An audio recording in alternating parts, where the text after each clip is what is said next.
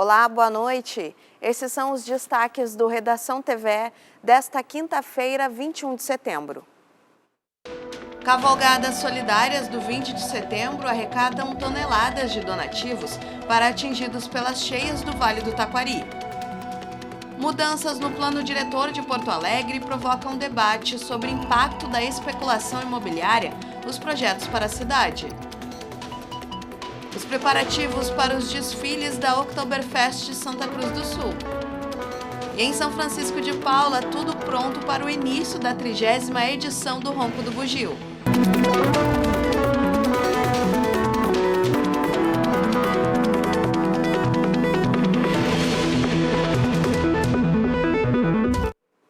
A gente abre o Redação TV de hoje com uma notícia sobre o caso Kiss, que acaba de ser confirmada.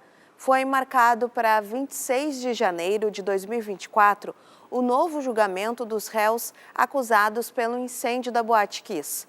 Em dezembro de 2021, o júri havia condenado à prisão Elisandro Spor, Mauro Hoffman, Marcelo de Jesus dos Santos e Luciano Bonilha Leão.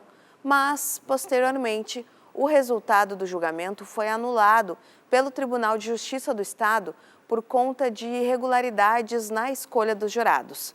No início desse mês, o Superior Tribunal de Justiça manteve a anulação do júri, negando o recurso do Ministério Público do Estado.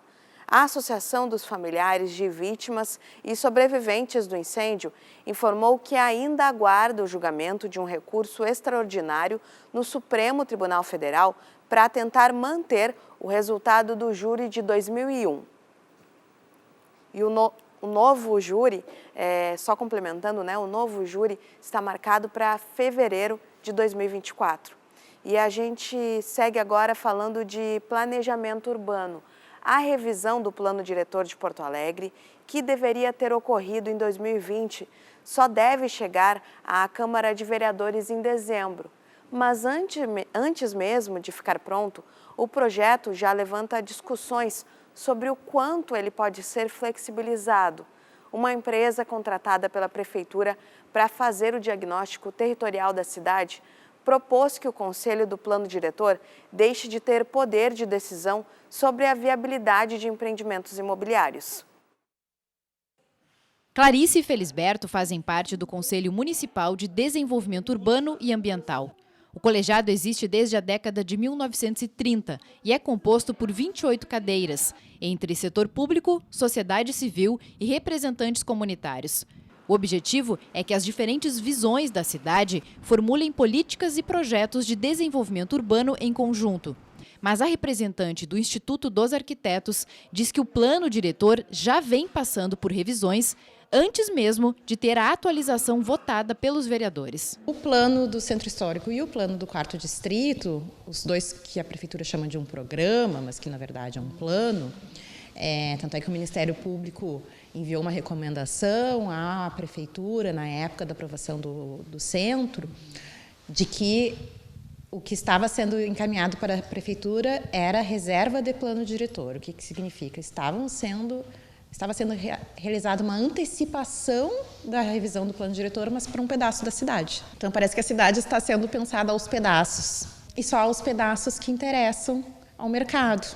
Para Felisberto, que representa o centro da capital, as alterações descaracterizam as áreas. É uma cidade que perdeu a sensibilidade de olhar para a sua história e para a sua memória. São poucos que ainda resistem. O Cais Mauá é outro exemplo, o Cais do Porto, como eu chamo, também que está ali, é outro espaço de ataque para construir sempre prédios. A altura de novos empreendimentos é uma das principais discussões. Em 2021, foi aprovada a construção de um prédio de 98 metros de altura. Seria o segundo mais alto da cidade, no centro histórico. A situação provocou debate sobre as permissões do plano diretor e a preservação do patrimônio histórico do Estado, porque a construção atingiria o já frágil prédio do Museu Júlio de Castilhos e causaria sombra até no Palácio Piratini. Que vai descaracterizar totalmente aquele conjunto arquitetônico que tem ali, inclusive escondendo um pouco a catedral, que é um marco, que deveria ser a referência, e o Palácio Piratini também. O próprio museu, que é o que vai ser mais atingido pelo sombreamento. Hoje em dia, com todas as questões que a gente vive, talvez isso signifique um modelo de atraso, um retrocesso e não um avanço para o futuro. O programa ele pode ter, né, nessa altura mais alta, que há alturas que já não são mais praticadas. Então, esse programa do centro flexibilizou. Mas ele flexibilizou mais do que isso. Ele vai definir, além dessa altura maior, do maior prédio do quarteirão, que um decreto possa dizer uma outra altura qualquer. A prefeitura, quando apresentou, inclusive, simulava prédios de 200 metros de altura. Por nota, divulgada também por diferentes entidades, o Instituto de Arquitetos do Brasil, Departamento do Rio Grande do Sul, destacou que, em momento de revisão de plano diretor da cidade, deve-se questionar se todas estas flexibilizações em voga irão conduzir Porto Alegre rumo ao futuro ou ao passado. A Secretaria Municipal do Meio Ambiente, Urbanismo e Sustentabilidade diz que não fala sobre o projeto do prédio de 98 andares, nem sobre o plano diretor neste momento. Tem se falado muito nas mídias de que o projeto vai revitalizar o centro, que o programa é para revitalizar o centro, reabilitar o centro, como se o centro fosse um lugar sem vida.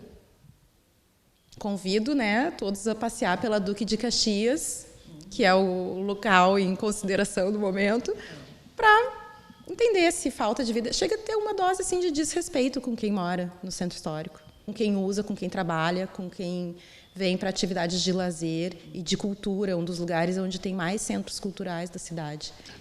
Porto Alegre virou uma cidade contra a sua própria história. Isso é lamentável. Porto Alegre quer vida, mas vida com a sua história, né? E não dentro de um shopping ou de um grande empreendimento, né? Porto Alegre não é só para ganhar dinheiro, Porto Alegre é para se viver.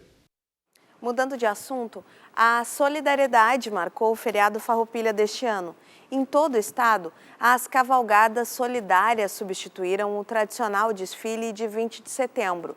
Na capital, divididos em grupos, os tradicionalistas também se mobilizaram para arrecadar doações e ajudar as vítimas das enchentes. Carregando bandeiras do Brasil e do Rio Grande do Sul, os sentinelas da Chama Crioula percorreram desde cedo os bairros no centro da capital.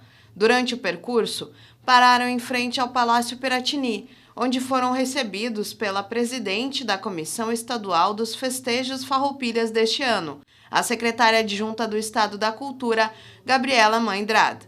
Que é um dia especial da solidariedade, em que as cavalgadas solidárias percorrem todo o Rio Grande do Sul, junto uma parceria do Governo do Estado com a Secretaria de Estado da Cultura, Comissão Estadual dos Festejos Farroupilhas, que está aqui representada, junto também com o movimento tradicionalista gaúcho, que é esse grande braço de solidariedade e parceiro do Governo do Estado, para que nós possamos conseguir cada vez mais agregar com a cultura gaúcha, agregar para o fortalecimento dessa cultura, mas também mobilizar as pessoas em momentos em que nós precisamos somar forças para mostrar o quanto o povo gaúcho é forte e é solidário. Em outro ponto da cidade, por volta das 10 da manhã, dezenas de tradicionalistas se reuniram próximo ao estádio Beira-Rio para realizar a primeira cavalgada solidária do acampamento Farroupilha. Durante o trajeto, ao longo da Avenida Edivaldo Pereira Paiva, o grupo reuniu doações da população. Os donativos foram encaminhados para a Defesa Civil. Hoje, nós estamos fazendo um desfile diferente, trazendo e transitando com a chama Farroupilha. Esta chama que arde desde o dia 19 de agosto na saída do Cristal e percorreu todo o Rio Grande. E que esta chama também sirva e seja o símbolo de nós termos a paz, o amor e a fraternidade entre todos os gaúchos. E o inverno ele vai se despedindo do estado, mas a instabilidade ainda vai predominar nesta que é a última sexta-feira da estação. Nós vamos conferir agora como ficam as temperaturas amanhã no mapa da previsão.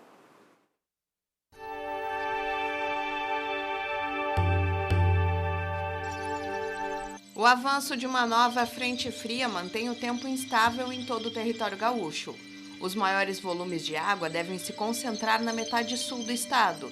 Há risco de temporais isolados e queda de granizo na região central e na campanha.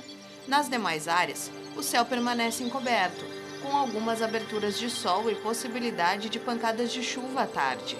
As temperaturas permanecem amenas por conta da alta umidade, mas as máximas podem ultrapassar os 30 graus no norte, ao longo da divisa com Santa Catarina. Em Porto Alegre, variação de 18 a 24 graus, entre 17 a 29 em Erechim. E em Rio Grande, os termômetros vão dos 15 para os 21 graus.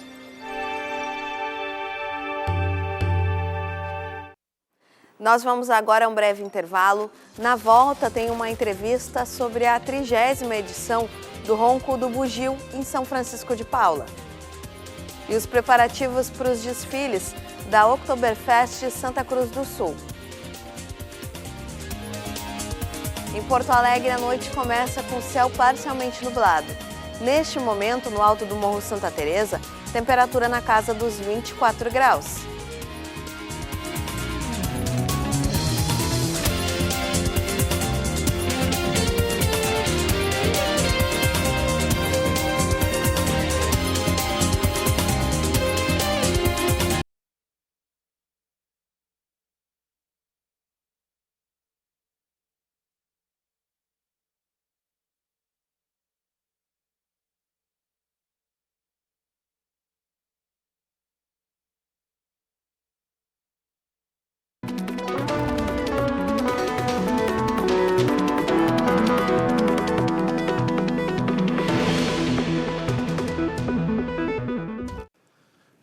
Anos da Revolução de 1923 e voltam ao cotidiano as palavras maragato e chimango. Nem sei se voltam ou se nunca saíram, porque elas sempre estiveram aí circulando, dando nome a comércios, servindo de pseudônimo para artistas. Vamos ver então que negócio é esse de chimangos e maragatos. Tanto na Revolução de 1893 como na de 23, havia um grupo legalista que usava lenço branco e outro rebelde de lenço vermelho. Os rebeldes eram maragatos, desde que o caudilho Gumercindo Saraiva entrou com sua gente no território do Rio Grande do Sul, vindo do Uruguai e marcando o início da Revolução de 1893.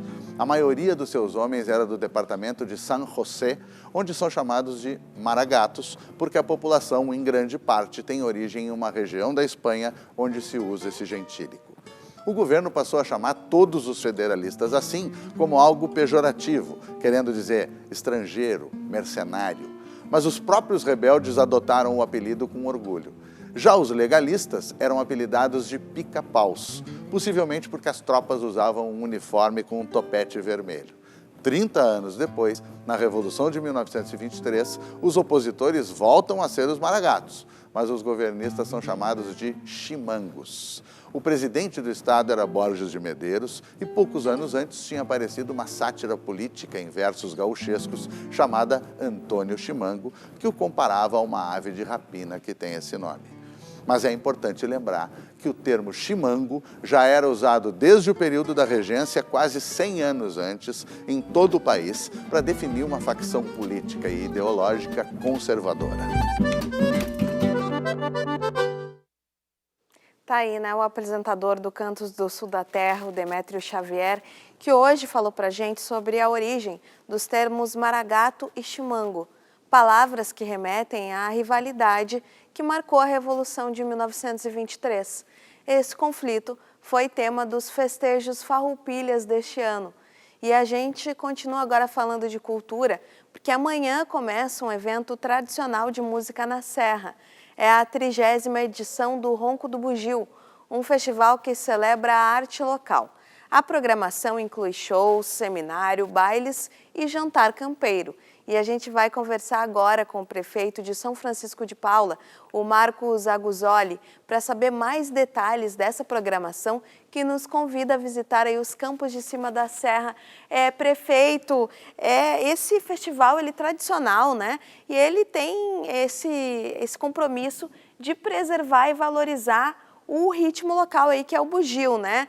Conta pra gente o que foi preparado para esse ano, né? Inclusive tem um seminário sobre isso. Bem-vindo aqui ao Redação TVE. Obrigado, Fernanda, obrigado. Sim, realmente o 30º Ronco do Bugio promete realmente um público grande, né? Nós estamos com uma programação bem muito boa, com certeza vai ter um público bom, porque os shows são bons, as músicas com certeza estão aí com as premiações muito boas, e assim, nós temos também, Fernanda, a nossa tradicional comida, ali tem os cozinheiros de São Francisco de Paula, que estão ali fazendo voluntariamente, né, servindo gratuitamente para toda a população que está ali, como uma forma de prestigiar, de agradecer também a presença deles, e isso dá um novo ar para o Ronco do Bugio. Isso fez também essa pequena mudança que a gente fez, como nunca me esqueci que o Léo Ribeiro uma vez disse para nós, né, inclusive é do apresentador ali, que nós tínhamos conseguido resgatar esse festival, que a grande maioria dos festivais no Rio Grande do Sul estavam ou extintos ou assim com um público muito reduzido, e nós conseguimos resgatar de uma maneira simples, mas que muito acolhedora, que foi a questão de incluir no roteiro nosso a questão da gastronomia nossa. Ali são cozinheiros... Que é uma característica aí, né, do município, né, prefeito? Então já junta muita coisa boa, né? Tem o ritmo aí local, o bugio, também a gastronomia, e o senhor falava justamente dessas atrações, né, que são várias. Então, para quem não conhece o festival, né, que não é fácil, como o senhor estava falando, chegar aí a 30 edições, né, tem uma competição e premiação para compositores do bugio, né? Sim, tem uma premiação para mais que né? São umas quantas premiações, né? São um valor até bem considerável de premiações, e que faz com que a gente tenha premiações para as músicas locais, para as pessoas que estão aqui da terra, né? Para prestigiar essas pessoas, porque muitas às vezes não queriam mais participar de festivais, porque normalmente quem ganhava era sempre aquele pessoal que eram os festivaleiros, que iam de um festival para outro, e a gente mudou um pouquinho para que as pessoas com o dom aqui de São Francisco de Paula, que graças a Deus é um berço de grandes compositores, de grandes gaiteiros, né? E que essas pessoas possam ali mostrar o seu potencial, ver como conseguem tocar bem, cantar bem, como as nossas tradições ainda vão ter segmento garantido no futuro. E foram mais de 80 inscritos, né, prefeito? Teve bastante procura. O prêmio principal é de R$5.000, né? E também tem o prêmio de R$3.000 para pelo menos 10 composições, né? Então, muita gente vai sair com esse prêmio aí que ajuda muito na carreira, né? Sim, sem dúvida. E mais do que o prêmio, é saber que a música dele foi selecionada, que ele cumpre os requisitos, né? Isso é muito importante. Esse festival, vamos dizer assim, quem lançou isso foi lá na década de 1956, o Oneide Bertucci, que trouxe na carreira dele, né, tão premiada, que ele é daqui de São Francisco de Paula, é um homenageado, né? Trouxe esse ritmo. E uma coisa que desse festival, que é característico, ele não é um festival de um pouco de uma música, um pouco de outra música, ele é exclusivamente do bugio, do ritmo do bugio, né? Então, todas as músicas, tudo que é passado, todas as apresentações falam da mesma língua, que é o bugio, o ritmo do bugio. Para quem não conhece também, então, é uma oportunidade, né, para quem gosta de curtir mais ainda, né, prefeito? E vamos instigar o pessoal. Então, tem bailes aí que vão acontecer também, então o pessoal pode conferir, além dos shows, né, Joca Martins, os Fagundes. E, além disso, como o senhor já vinha falando, esse evento gastronômico no sábado, né, na edição passada foram 1.000 refeições, né, servidas. Eu quero saber se para esse ano vai ter comida para todo mundo também. Qual vai ser o cardápio, prefeito? Sim, na verdade o cardápio é variado, tudo relacionado à nossa gastronomia. Ali são canjiquinha de milho, a questão do... Fugiu o nome agora, desculpa, o nosso tradicional arroz carreteiro, enfim, são comidas daqui, da região, é uma comida nossa, tipicamente de São Francisco de Paula. Então, vale a pena vocês ali experimentar, pode experimentar todas elas, se quiser comer, uma pode gostar mais disso. Eu já sou um que gosta de experimentar um pouco de tudo, tá? E é gratuito, né, prefeito? Geralmente eu repito. É gratuito, né? Então dá para comer, repetir. Gratuito. E toda a programação é gratuita, né? A gente reforça que toda a programação é gratuita. Então é só chegar em São Chico que vai ser bem recebido, vai poder aproveitar aí todas essas manifestações culturais e também esse gostinho local, né, prefeito? Eu agradeço demais a sua entrevista, o Marcos Aguzoli, prefeito de São Chico, e a gente reforça o convite, então, amanhã e sábado, né, sexta-feira e sábado, lá em São Chico, o Ronco do Bugio. Uma boa noite e sucesso nessa edição, prefeito. Sábado teremos os Tiranos e Batendo na Marca, tá bom?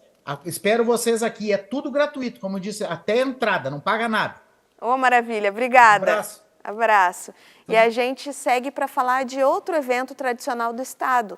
Agora de uma das mais tradicionais e famosas festas germânicas, a Oktoberfest de Santa Cruz do Sul, que prepara o desfile deste ano com a montagem de 9 carros alegóricos que foram completamente reformados. Com o tema Nossa História, Nosso Futuro, as novas alegorias são resultado de um trabalho de reaproveitamento dos materiais junto com o esforço coletivo da comunidade local. É o que a gente confere agora na reportagem da Unisc TV, nossa parceira na região central do estado. Muitas flores, tintas, fitas, tudo muito colorido. Aqui cada detalhe é importante, mas também é mantido em segredo para que o desfile da Oktoberfest seja uma grande surpresa. Nós estamos no barracão dentro do Parque da Oktoberfest. Aqui estão sendo montados os 9 carros alegóricos. Este ano, as estruturas são novas, o que vai fazer com que os carros fiquem ainda maiores. Dos 9, 7 estão praticamente prontos. Mas faltando menos de um mês para o primeiro desfile, essa turma ainda terá muitas horas de trabalho pela frente. Pelo 9º ano consecutivo, Sérgio Ávila é o diretor artístico dos desfiles. O enredo vai ao encontro do tema da Festa da Alegria, Nossa História, Nosso Futuro. De acordo com o Sérgio, a criação dos carros e o desenvolvimento do desfile na rua vai se dar a partir de 9 verbos. Eu fui me inspirando nessas trajetórias todas que eles passaram, os colonizadores aqui, quando estavam habitando Santa Cruz e todo o Rio Grande, para a gente contar através de verbos, porque assim vai ficar agradável de ver, né? Então, degustar, saborear as cucas, né? Que vem o carro das cucas, e esses verbos vêm nos carros, e esses verbos vêm na frente também. Então, vem na comissão de frente, um pouco de surpresa, mas dá um spoilerzinho assim, que vão ver um grupo de colonos coreografando todos esses verbos, mostrando quais são os verbos que a gente está conjugando nesse desfile. Ainda há muito parafuso para fixar, ferro para instalar, isopor e tapetes para decorar. Aliás, muitos destes materiais utilizados são reaproveitados. Além do isopor pequeno, assim, de reaproveitamento, a gente trabalha com escultura. Então, tem a agricultura familiar, por exemplo, é um carro que a gente está trazendo coisas do interior, está vindo carrinho de mão de longe, está vindo roda d'água lá do fundo do quintal do fulano. E as pessoas cooperam também, eles já me conhecem, é meu 9º ano aqui em Santa Cruz. E eles querem contribuir. Então a gente foi buscar esse material também de pesquisa para, em alguns dos carros, a gente trazer. Mas o que vai chamar atenção, esse ano, a agricultura familiar deu muito ênfase, porque a gente vê que é muito importante dentro das comunidades essa questão do plantio, do conviver, do prosperar. Os desfiles são um dos pontos altos da maior festa germânica do estado.